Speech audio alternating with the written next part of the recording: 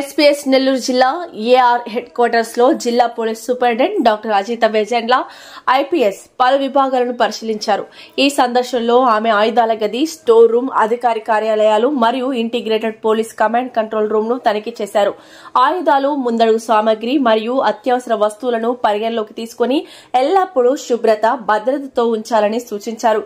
తర్వాత command control room లో CCTV కెమెరాలు, వీడియో వాల్, డయల్ 112 వ్యవస్థ పనితీరును పరిశీలించి పనిచేయని కెమెరాలను తక్షణం మరమ్మతు చేయాలని ఆదేశించారు.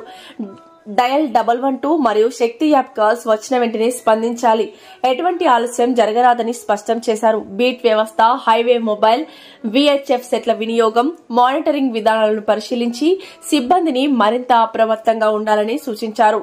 అదనంగా సీసీటీవీ ఫుటేజీలతో ఛేదించిన కేసులను సమీక్షించి నేర నిరోధక చర్యలు మరియు ట్రాఫిక్ నియంత్రణలో మరింత సమర్థత పెంచుకోవాలని సూచించారు.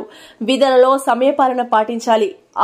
ఆలస్యం అస్సలు సహించేది కాదని హెచ్చరించారు. ఈ సందర్శనలో అడిషనల్ ఎస్పీ అడ్మిట్ Soujanya, AR DSP Chandramohan, RI Rajarao, RI Haribabu, PCR CI Bhaktavatsala Reddy, ఇతర అధికారులు పాల్గొన్నారు.